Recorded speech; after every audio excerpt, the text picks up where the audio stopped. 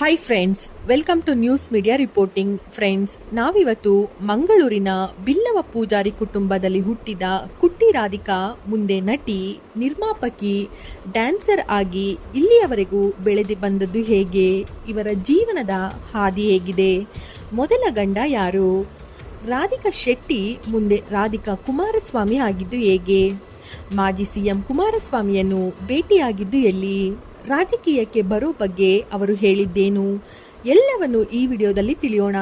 ಅದಕ್ಕೂ ಮೊದಲು ಯಾರೆಲ್ಲ ಇನ್ನು ನಮ್ಮ ಚಾನೆಲನ್ನು ಸಬ್ಸ್ಕ್ರೈಬ್ ಆಗಿಲ್ಲ ಅಂದರೆ ಈ ಕೂಡಲೇ ಸಬ್ಸ್ಕ್ರೈಬ್ ಆಗಿ, ಹಾಗೆ ಪಕ್ಕದಲ್ಲೇ ಕಾಣೋ ಬೆಲ್ ಐಕಾನನ್ನು ಕ್ಲಿಕ್ ಮಾಡಿ.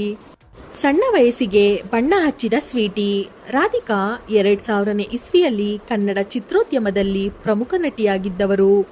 1986 ನವೆಂಬರ್ 12ರಂದು ದಕ್ಷಿಣ ಕನ್ನಡ ಜಿಲ್ಲೆಯ ಮಂಗಳೂರಿನಲ್ಲಿ ಜನಿಸಿದ್ರು. ತಂದೆ ದೇವರಾಜ್, ತಾಯಿ ಸುರೇಖಾ. ಇವರದ್ದು ಬಿಲ್ಲವ ಪೂಜಾರಿ ಕುಟುಂಬ. ಈ ದಂಪತಿಯ ಇಬ್ಬರು ಮಕ್ಕಳಲ್ಲಿ ಎರಡನೆಯವರೇ ರಾಧಿಕಾ. ರಾಧಿಕಾ ಶೆಟ್ಟಿಗೆ ರವಿರಾಜ್ ಅನ್ನೋ ಅಣ್ಣ ಕೂಡ ಇದ್ದಾರೆ. ರಾಧಿಕಾ ಅವರ ಹುಟ್ಟು ಹೆಸರು ಕುಟ್ಟಿ ರಾಧಿಕಾ ಅಂತ. ಕುಟ್ಟಿ ಎಂದರೆ ಚಿಕ್ಕವಳು ಎಂದರ್ಥ. ರಾಧಿಕಾ ಅವರಿಗೆ ಚಿಕ್ಕಂದಿನಿಂದಲೂ ಡ್ಯಾನ್ಸ್, ಆ್ಯಕ್ಟಿಂಗ್ ಅಂದರೆ ತುಂಬಾ ಇಷ್ಟ. ಇದೇ ಕಾರಣ ಶಾಲೆಯಲ್ಲಿ ಪ್ರತಿಯೊಂದು ಪ್ರೋಗ್ರಾಮ್ಗಳಲ್ಲಿ, ನಾಟಕಗಳಲ್ಲಿ, ಡ್ಯಾನ್ಸ್ ಕಾಂಪಿಟೇಷನ್ಗಳಲ್ಲಿ ರಾಧಿಕಾ ಕಾಂಪೀಟ್ ಮಾಡ್ತಾ ಇದ್ರು.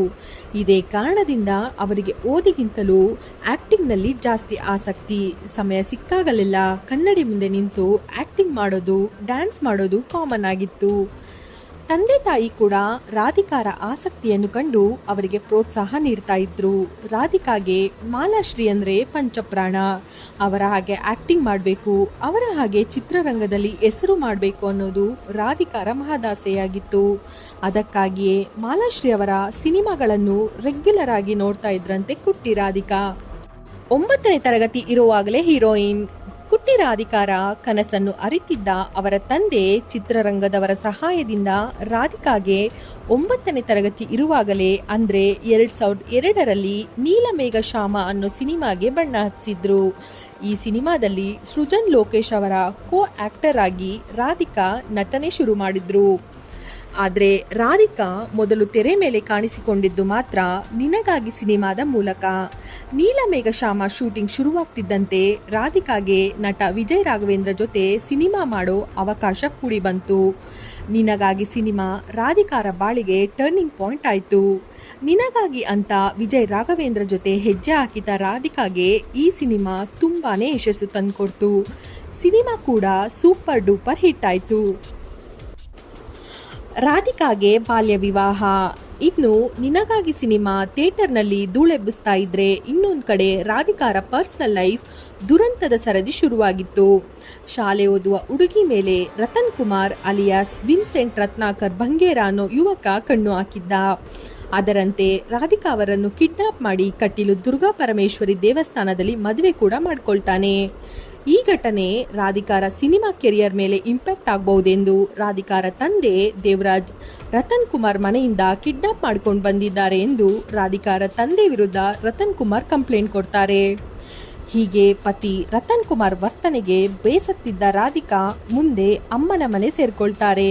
ಈಗಿರುವಾಗಲೇ ರತನ್ ಕುಮಾರ್ 2002ರಲ್ಲಿ ಹೃದಯಾಘಾತದಿಂದ ನಿಧನರಾಗ್ತಾರೆ. ಈ ಎಲ್ಲ ಘಟನೆಗಳಿಂದ ನೊಂದಿದ್ದ ರಾಧಿಕಾ ಮನೆಯಲ್ಲಿ ಹೆಚ್ಚು ಕಾಲ ಸಮಯ ಕಳೆಯಲು ಇಷ್ಟಪಡ್ತಿರ್ಲಿಲ್ಲ. ತಮ್ಮನ್ನು ತಾವು ಸಿನಿಮಾಗಳಲ್ಲಿ ತೊಡಗಿಸಿಕೊಂಡ್ರು. ಶಿವಣ್ಣ ಜೊತೆ ತವರಿಗೆ ಬಾ ತಂಗಿ ಸಿನಿಮಾದಲ್ಲಿ ನಟಿಸಿ ಮತ್ತಷ್ಟು ಹೆಸರು ಗಳಿಸಿ ಕರುನಾಡಿನ ಮನೆಮಗಳಂತೆ ಆಗ್ಬಿಟ್ರು. ನಂತರ ಶಿವಣ್ಣನ ತಂಗಿಯಾಗಿ ಹಲವಾರು ಸಿನಿಮಾಗಳಲ್ಲಿ ನಟಿಸಿದ ಇವರು ಶಿವಣ್ಣ ನಿಜವಾಗ್ಲೂ ನನ್ನ ಅಣ್ಣ ಇದ್ದಂತೆ ಎಂದು ಹೇಳಿಕೊಳ್ತಾರೆ. ತದನಂತರ ಪ್ರೇಮ ಕೈದಿ, ಮಣಿ, ಮನೆಮಗಳು, ತಾಯಿ ಇಲ್ಲದ ತಬ್ಬಲಿ, ಅನಾಥರು, ಹಠವಾದಿ, ರಿಷಿ, ಮಂಡ್ಯ, ಆಟೋ ಶಂಕರ್, ಅಣ್ಣ ತಂಗಿ ಹೀಗೆ ಮುಂತಾದ ಹಿಟ್ ಚಿತ್ರಗಳಲ್ಲಿ ನಟಿಸಿ ಖ್ಯಾತಿ ಗಳಿಸಿದ್ರು. ಈ ವೇಳೆ ಸಿನಿಮಾ ರಂಗದಲ್ಲಿ ರಮ್ಯಾ ರಕ್ಷಿತಾ ಕೂಡ ರಾಧಿಕಾಗೆ ಪೈಪೋಟಿಯಾಗಿ ನಿಂತಿದ್ರು. ಈ ಮೂವರು ನಟಿಯರು ಆಗ ಸ್ಯಾಂಡಲ್ವುಡ್ನಲ್ಲಿ ಭಾರಿ ಸದ್ದು ಮಾಡ್ತಾ ಇದ್ರು. ಕನ್ನಡ ಮಾತ್ರವಲ್ಲದೆ ತಮಿಳು ಸಿನಿಮಾಗಳಲ್ಲಿ ನಟಿಸಿ ಸಕ್ಸಸ್ ಕಂಡ್ರು ರಾಧಿಕಾ. HDK ಜೊತೆ ಮದುವೆ, ಗುಟ್ಟು ರಟ್ಟು, 2012ಕ್ಕೆ ಸಿನಿಮಾಗೆ ರೀ ಎಂಟ್ರಿ. ಹೀಗೆ ಒಂದರ ಹಿಂದೆ ಒಂದು ಸಿನಿಮಾದಲ್ಲಿ ಯಶಸ್ಸು ಸಿಗುತ್ತಿದ್ದ ವೇಳೆಯೇ ರಾಧಿಕಾ ಅವರು 2007ರಿಂದ ಸಿನಿಮಾ ರಂಗದಿಂದ ದೂರವಾಗಿ ಬಿಡ್ತಾರೆ. ಇತ್ತ HD ಕುಮಾರಸ್ವಾಮಿ ಮೊಟ್ಟ ಮೊದಲ ಬಾರಿಗೆ ಕರ್ನಾಟಕದ ಮುಖ್ಯಮಂತ್ರಿಯಾಗಿ ಅಧಿಕಾರ ಸ್ವೀಕಾರ ಮಾಡ್ತಾರೆ. ಮುಂದೆ 2010ರಲ್ಲಿ ರಾಧಿಕಾ ಶೆಟ್ಟಿ ದಿಢೀರಂತ ಮಾಧ್ಯಮಗಳ ಮುಂದೆ ಬಂದು ತಾನು ರಾಧಿಕಾ ಶೆಟ್ಟಿ ಅಲ್ಲ, ಬದಲಾಗಿ ರಾಧಿಕಾ ಕುಮಾರಸ್ವಾಮಿ, ತಾನು 2006ರಲ್ಲಿ ದೇವೇಗೌಡರ ಪುತ್ರ HD ಕುಮಾರಸ್ವಾಮಿ ಅವರನ್ನು ಮದುವೆಯಾಗಿದ್ದೇನೆ, ನಮ್ಮಿಬ್ಬರಿಗೂ ಶಮಿಕಾ ಕೆ ಸ್ವಾಮಿ ಎಂಬ ಮುದ್ದಾದ ಮಗಳಿದ್ದಾಳೆ ಎಂಬ ಮಾಹಿತಿಯನ್ನು ಎಲ್ಲರ ಮುಂದೆ ಬಹಿರಂಗಪಡಿಸಿದ್ರು. ಕುಮಾರಸ್ವಾಮಿ ಮತ್ತು ರಾಧಿಕಾ ತಮ್ಮ ಮಗಳ ಜೊತೆಗಿನ ಫೋಟೋಗಳು ಸೋಷಿಯಲ್ ಮೀಡಿಯಾದಲ್ಲಿ ವೈರಲ್ ಆಗೋಕೆ ಶುರುವಾಯಿತು. ಜೊತೆಗೆ ರಾಧಿಕಾ ಕೂಡ ಐಷಾರಾಮಿ ಜೀವನ ನಡೆಸ್ತಾ ಇದ್ರು. ಆಗ ಒಂದಷ್ಟು ಮಾತುಗಳು ರಾಧಿಕಾ ಕೇಳಬೇಕಾಯಿತು. ತಮ್ಮ ಜೀವನದಲ್ಲಿ ಇಷ್ಟೆಲ್ಲ ನಡೆದರೂ ರಾಧಿಕಾ ಎದೆಗುಂದಲಿಲ್ಲ. 2007ರಿಂದ ಸಿನಿಮಾ ರಂಗದಿಂದ ದೂರ ಸರಿದಿದ್ದ ರಾಧಿಕಾ 2012ರಲ್ಲಿ ಫಿಲಂ ಪ್ರೊಡ್ಯೂಸರ್ ಆಗಿ ರೀ ಎಂಟ್ರಿ ಕೊಟ್ಟರು. ಲಕ್ಕಿ ಸಿನಿಮಾ ಪ್ರೊಡ್ಯೂಸ್ ಮಾಡಿದ್ರು. ಇದಾಗಿ ಸ್ವಲ್ಪ ದಿನಗಳಲ್ಲೇ ಸ್ವೀಟಿ ನನ್ನ ಜೋಡಿ ಸಿನಿಮಾದ ಮೂಲಕ ನಟನೆಗೆ ಕಮ್ಬ್ಯಾಕ್ ಮಾಡಿದ್ರು.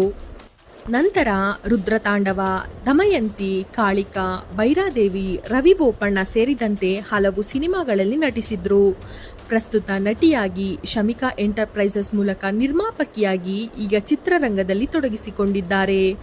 ಆದರೆ ಕುಮಾರಸ್ವಾಮಿ ಓದಲ್ಲೆಲ್ಲ ತಮ್ಮ ಹಾಗೂ ರಾಧಿಕಾ ಶೆಟ್ಟಿ ನಡುವೆ ಇರುವ ಸಂಬಂಧಗಳ ಬಗ್ಗೆ ಪದೇ ಪದೇ ಕೆಣಕಿದಾಗ ರಾಧಿಕಾ ಶೆಟ್ಟಿ ಯಾರು ಅಂತಾನೆ ಗೊತ್ತಿಲ್ಲ ಎಂದು ಹೇಳಿಬಿಟ್ಟಿದ್ದರು ಕುಮಾರಸ್ವಾಮಿ.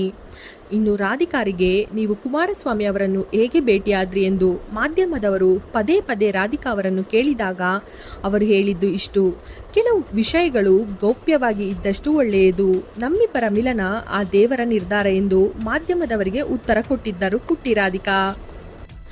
ರಾಜಕೀಯಕ್ಕೆ ಬರೋ ಬಗ್ಗೆ ಹೇಳಿದ್ದೇನು. ರಾಜಕೀಯಕ್ಕೆ ಬರಲು ಮೊದಲಿನಿಂದಲೂ ಆಸಕ್ತಿ ತೋರಿಸ್ತಾ ಬಂದಿದ್ದಾರೆ ರಾಧಿಕಾ ಕುಮಾರಸ್ವಾಮಿ. ಈ ಹಿಂದೆ ಸಂದರ್ಶನವೊಂದರಲ್ಲಿ ರಾಜಕೀಯಕ್ಕೆ ಬರ್ತೀರಾ ಅಂತ ಕೇಳಿದಾಗ ನಮ್ಮ ಮನೆಯಲ್ಲಿ ರಾಜಕೀಯದಲ್ಲಿ ತೊಡಗಿಸಿಕೊಳ್ಳುವಂತೆ ಹೇಳ್ತಾರೆ, ಆದರೆ ಸದ್ಯಕ್ಕೆ ಆ ಯೋಜನೆ ಇಲ್ಲ ಅಂತ ಹೇಳಿದರು. ಮತ್ತೊಂದು ಸಂದರ್ಶನದಲ್ಲಿ ರಾಜಕೀಯಕ್ಕೆ ಬಂದರೆ JDSನಿಂದ ಬರ್ತೀರಾ ಅಂತ ಕೇಳಿದಾಗ ಅದಕ್ಕೆ ಉಲ್ಟಾ ಉತ್ತರಿಸಿದ್ರು ರಾಧಿಕಾ.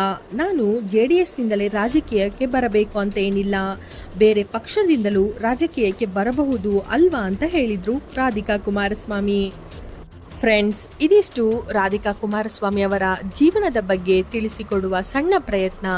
ಯಾರಿಗೆಲ್ಲ ಇಷ್ಟ ಆಗಿದೆಯೋ ದಯವಿಟ್ಟು ಕಮೆಂಟ್ಸ್ ಮಾಡುವ ಮೂಲಕ ತಿಳಿಸಿ. ಹಾಗೆ ಇನ್ನು ಯಾರೆಲ್ಲ ನಮ್ಮ ಚಾನಲನ್ನು ಸಬ್ಸ್ಕ್ರೈಬ್ ಆಗಿಲ್ಲ ಅಂದರೆ ಈ ಕೂಡಲೇ ಸಬ್ಸ್ಕ್ರೈಬ್ ಆಗಿ, ಹಾಗೆ ಪಕ್ಕದಲ್ಲಿ ಕಾಣೋ ಬೆಲ್ ಐಕಾನನ್ನು ಕ್ಲಿಕ್ ಮಾಡಿ. ಧನ್ಯವಾದಗಳು.